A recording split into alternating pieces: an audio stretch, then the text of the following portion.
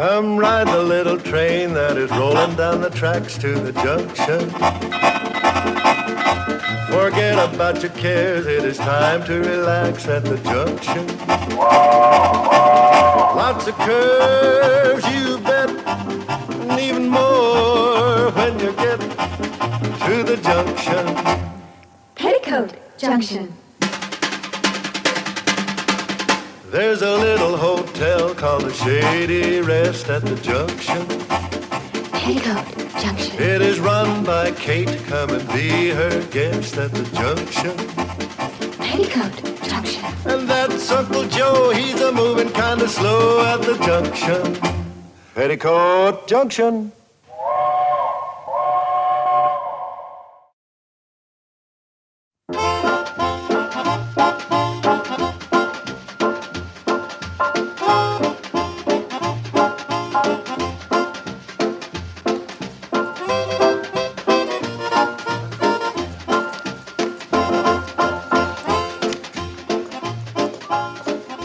Shady Rest Hotel? Is that the place your mother runs? My goodness, are we here already? Yeah, we're here already, and we've only been walking for 4 hours.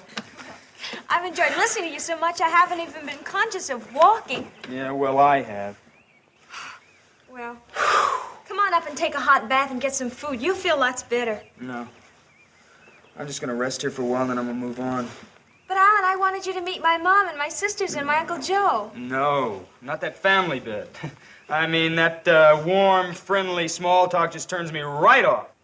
You mean... I mean it's so insincere. People ask you how you are, but they don't listen to what you say. Why? Because they don't care. My family would care. Oh, you think so, huh? You get home from school, they probably say, how was school, right? Something like that. Well, I bet you that if you say lousy, they'll say, oh, that's fine, let's eat. Oh, baby, don't you see how confused you are? Yes, Alan, I am confused, but I want to find the truth, as you have found it. Please stay and help me. Oh, no, baby, you're too soft. You're too tender to face truth. You're a dove. I'm an eagle. I'm screaming at life. I'm longing just to tear it wide open. Oh, please, Alan, please stay, at least for a while. Wow, you're such a nice kid. You're bright, too. I just want to rest here for a while, and then I'm going to be moving on. Well, my mom's a wonderful cook, Alan, and I know you must be hungry. And I promise you, you won't have to make any small talk with the family. You can just eat, and everyone will be quiet. Will it make you happy, kid? Oh, yes, Alan. Listen, you wait here, and I'll run up and warn everybody. I mean that you don't want to be bored and all. Okay. Listen, you fly on, Dove. Maybe the eagle will be here when you get back, and maybe not. Oh, please be here, Alan. Please. You say he's from New York? New York City. He's a writer and a poet. You say he's good looking, huh? Oh, he's handsome and so intellectual. And you left him sitting down at the track? Well, he's resting. We walked all the way from Hooterville. You walked all the way from Hooterville? Not really, Mom. I floated, I flew, I danced. Oh, Mom, he's so brilliant. Where are you going, Billy Joe? Well, I just thought I'd freshen up a little bit. We want to make a good impression, don't we? We sure do, Billy. Oh, Mom, Alan's the first boy I've ever met that I can really communicate with. Well, he knows everything, he's read everything. He's so deep and so alive, so sensitive and so profound. And you met him in Hooterville? Uh-huh. At the library on my way to school this morning. Bobbie Joe, come over here and sit down and tell me everything right from the beginning. Okay. Hi, Bobbie. How are things at school today? Oh, just lousy. That's fine. Let's eat, Kate. You see, we just don't listen to each other. We're just not alive. Well, I'm alive and I'm hungry. We're all hungry, Uncle Joe. We're hungry to know who we are, where we are, and why we're here. Well, speaking for myself, I'm Joe Carson. I'm in the kitchen. I'm in here to eat. Oh, no wonder Alan's so bitter.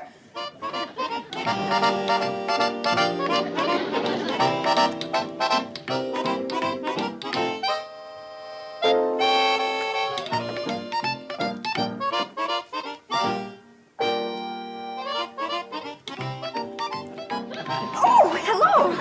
I didn't know you were here. Oh, Yes, you did. That's why you came down here. Well, come to think of it, my sister did mention something. Are you the boy from New York City?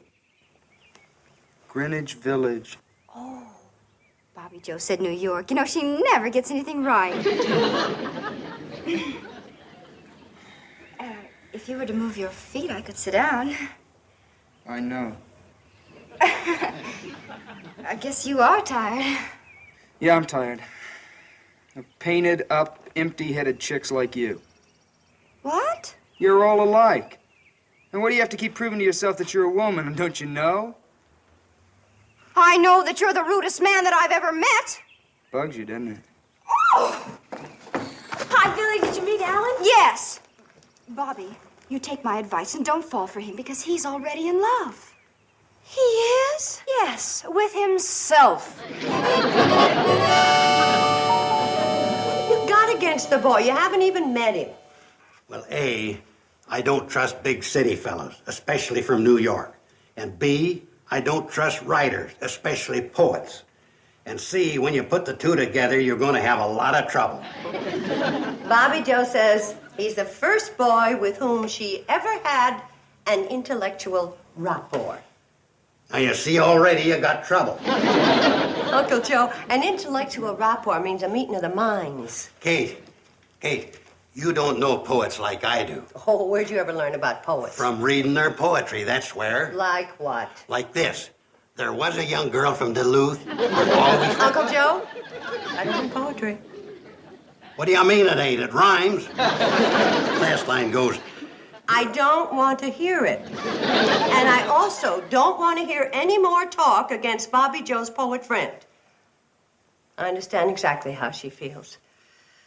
When I was a girl, I was in love with Longfellow, Whittier, Byron, Keats, Shelley. All at the same time. yeah, but one big city fella can be more dangerous than them 5 local boys put together. Huh? In here, Bobbie Jo. Mom, Uncle Joe, I'd like you to meet Alan Landman. How do you do, Mr. Landman? It's an honor to have you here. What kind of poems you write, Alan? My poetry is, a cry of anguish in the tortured night. Oh, you write jingles for them indigestion commercials. Joe! Oh, no, I'm sure Mr. Landman is way above anything like commercial jingles. Oh, of course he is. My poetry is a scream of protest. I sound the alarm. I hang the bell on the cat. I shout in the atrophied ear of a sleeping America. Isn't that marvelous? Wonderful. You like it? It's absolutely fascinating, inspirational. You didn't understand a word I said. Not a word.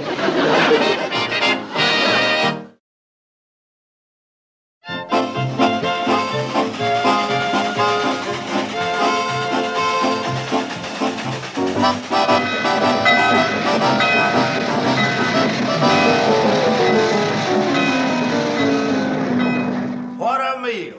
That Dutch apple pie was laughing good. Kate really outdone herself tonight. So do you. You keep on eating like that, and you're going to have to back up to a door to knock on it. Oh, Uncle Joe, stop teasing Charlie. He's not so fat. I've seen people a lot fatter. Yeah, me too, but I had to buy a ticket. Mom, do I have to take part in that silly poetry reading? Oh, of course not, dear. You can wash the dishes. Well, you know, I'd rather wash the dishes than listen to you-know-who. Now that Mr. Landman is here, we can start the poetry discussion. Be seated, everybody.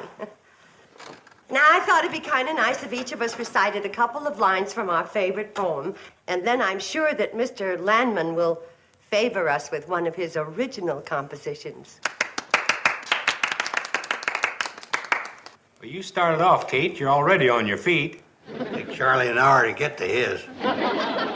This is from the Rubaiyat of Omar Khayyam.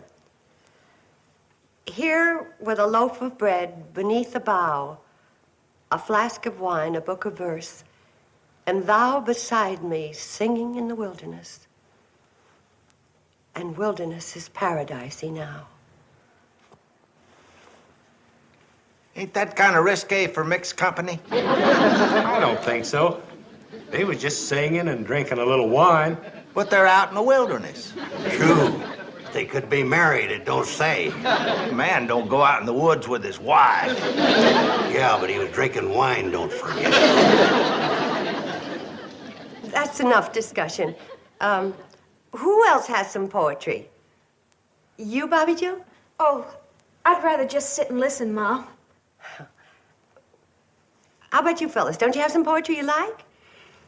Hey, here's a little poem I kind of like. I never seen a purple cow.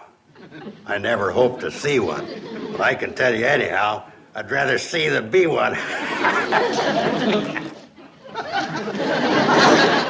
Don't you get it? Feller says he'd rather see a purple cow than be a purple cow. Well, naturally. Who'd want to be a purple cow? You'll come to think about that, ain't so funny. I know a funny one. There was a young girl from Duluth. I think the time has come for our guest of honor, Mr. Alan Landman of New York City, to treat us to a sample of real poetry. Here, here. I'd be happy to take part in this gig, although I don't know whether I'm far enough out for you cats or not. This is my latest poem. A gut-thin, whining wind defiles the groaning bones of neon-blinded seekers after murky morning. The burning mud explodes, a screaming pathway to hollow thunder of agony. I fall, and cheated dreams. A toenail splits.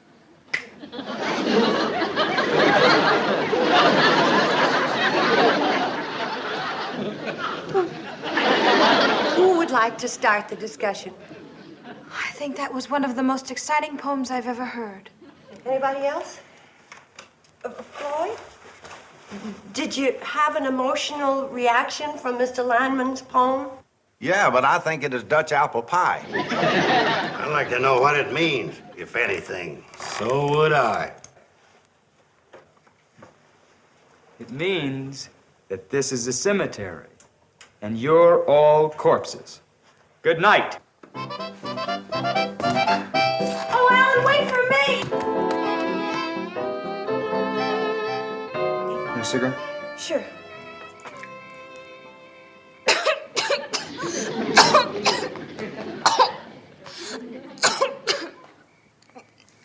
The wind. Wind's kind of chilly. The wind is kind of chilly. You know what E.I. Boyer says about the wind? What? The wind is a switchblade knife, slashing at the polluting smokestacks of urban insanity. Nature's rumble with a defiling beetle called man. Oh, I wish I could learn to express myself like that. Well, you'll never do it around here, baby. So long, I'm going for a walk. Can I come along? Oh, please. I mean, I won't talk. I'll just listen. Okay, kid?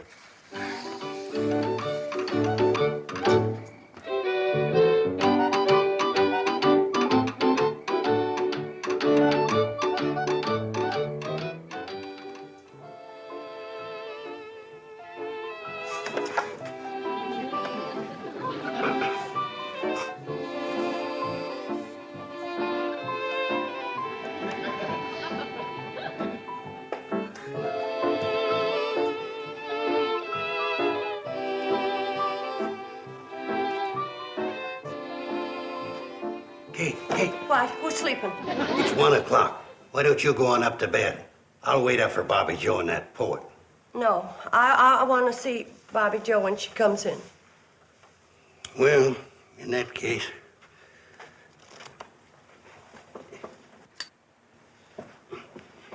I don't think Bobbie Jo's really serious about that boy. When I was her age, I nearly ran away with a boy just like him. That's what worries me. Yeah, but Bobbie Jo... Here they come.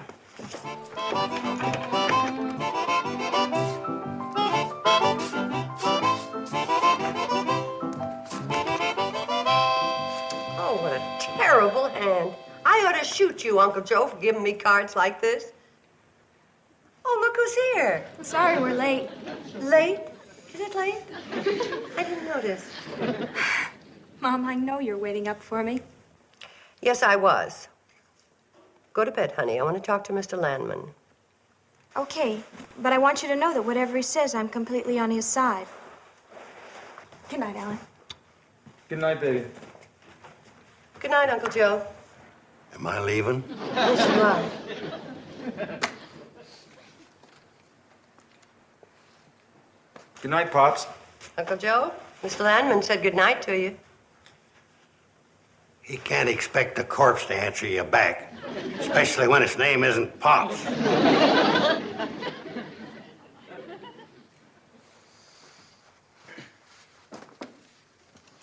Okay, I'm gonna save you a lot of time. I'm crazy about Bobbie.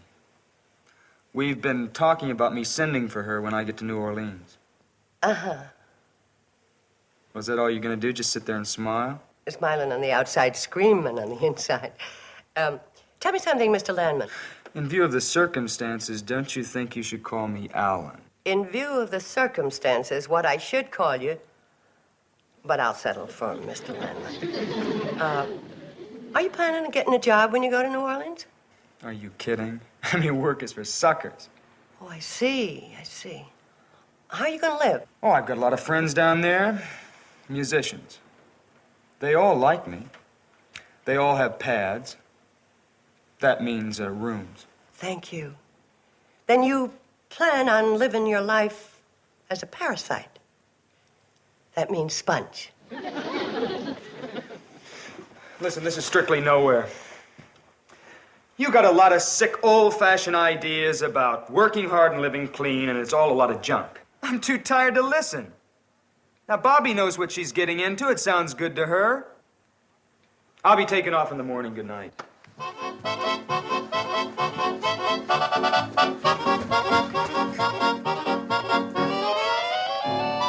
heard that? Yeah, it's bad. What are you going to do? I don't know. Of course, you realize he'll be gone tomorrow. He'll never send for her. You know that. I know that. And she'll always remember him as a romantic young rebel, full of courage and exciting ideas. Yeah, I guess you're right. Why don't you have a good talk with her? That's the worst thing I could do. We'd only wind up yelling at each other, and he'd be a bigger hero than ever to her. No, talking to her about it'd be a big mistake. Big mistake. All those ideas of his are just a cover-up and an excuse for being a failure, for not having a job, for just being a bum, wandering around and living off other people. And you have been taken in by all that phony talk, and I am making a big mistake. Oh, Mom, you just don't understand, Alan. He has ideals. He thinks the world is full of hypocrisy, and he's attacking it. That's a lot of hogwash. He's just afraid to go out and fight for a job. But just let somebody offer him a nice, soft position, and you'll see how fast he'll stop attacking that hypocrisy and start lapping it up. And now that I've made my big mistake, good night.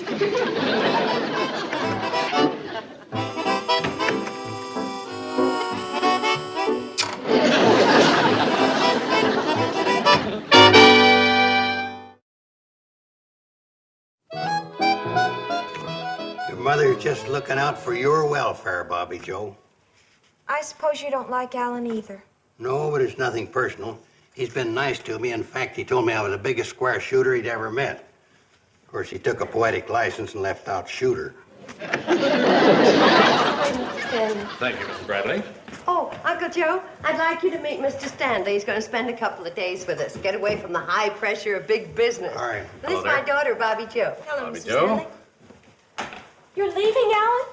Yeah, kid, but you'll be hearing from me. Oh, Mr. Landman, you should meet Mr. Stanley. He's from New York, too. Mr. Stanley, Mr. Landman. How are you, young man? You really want to know? Mr. Stanley is the president of the Rollo Dog Food Company. He was telling me all about his advertising problems. It's driving me out of my mind. I've offered a $2,000 bonus for a jingle I can use on radio and television, and no one in my agency can come up with one. $2,000 just for a jingle? Just a 4-line jingle. Mr. Landman is a poet. Oh, of course, he only writes high-class stuff. Is that so? $2,000. I know what's going on in your mind. You do? You think Alan's going to be tempted by that $2,000 and try to sell Mr. Stanley a dog food jingle. I don't think a superior artist full of ideals to do that. No, never.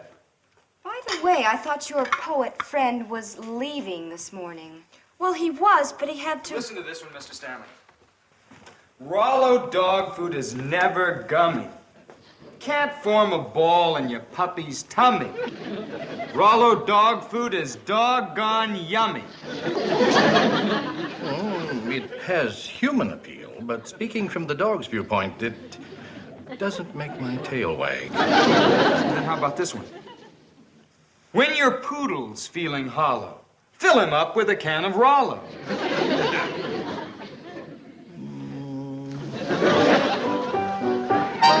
What's so wrong with Alan wanting to earn $2,000 when you think about it? Nothing at all. It'll give him the freedom to write real poetry. Absolutely. Besides, if you have a genuine big talent like Alan does, you can write those silly jingles without losing any of your artistic dignity. Never loses dignity. Because his talent's too big. Get some Rollo now, now, now. Makes your dog say, bow, wow, wow. How's that for real dog appeal? Does that make your tail wag, Mr. Stanley? Mr. Landman, I'll be honest. You have talent, all right, but I just don't think you talk dog language. Forgive me for saying it, sir. But must your advertising appeal to the dogs? I mean, after all, it is the humans who buy it. We've got to please the dog. We cater to the dog. We've got to sleep dog, eat dog, think dog. Understand? Or do you think I'm crazy? Oh, crazy, no, sir. I know. You're after the money. Well, I'll pay anything to the writer who'll get inside the dog's mind with me. I'm in there, but I can't write. I really think I could do it, given a little time. I don't know. Dog persons are born, not made. You've either got that dog in you or you haven't. And I say you can't please a dog consistently if you don't have the dog's viewpoint. I feel I really have it, sir. I don't know. You're tempted by the money. No, really. Dogs, they seem to feel that I'm one of them. They accept me. Are you sure? Sometimes they pretend just to get food out of you. No, it's sincere. I warn you, you can't fool a real dog person. And I'm real dog, my boy. I'll tell you something confidential, may I? Please. When I see a cat, I want to chase it up a tree. Now you think I'm crazy, right? No, on the contrary. I've never told anyone, but I like to run after cars and bite at the tires. That's a good sign. You're not lying. I cross my heart and hope to get run over. This may be a great day for Rollo. I'd like to shake your paw. Bow, wow, wow.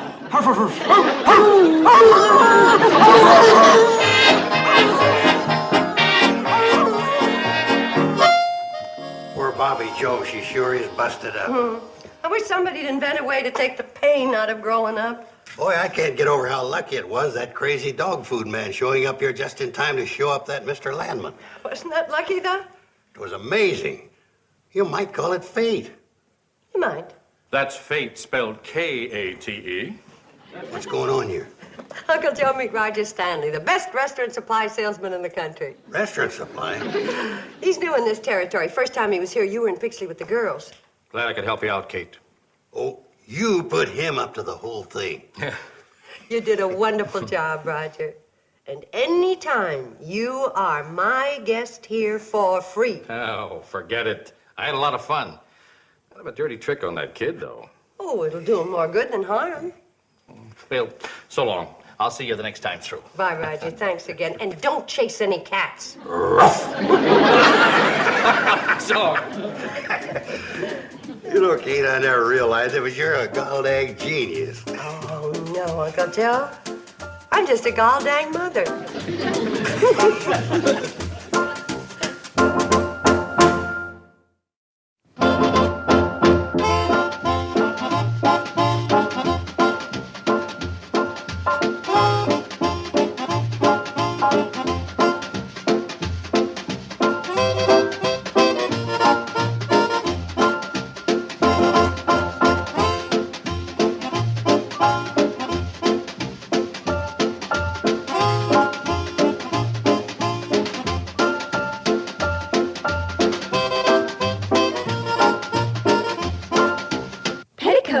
Junction. This has been a Filmways presentation.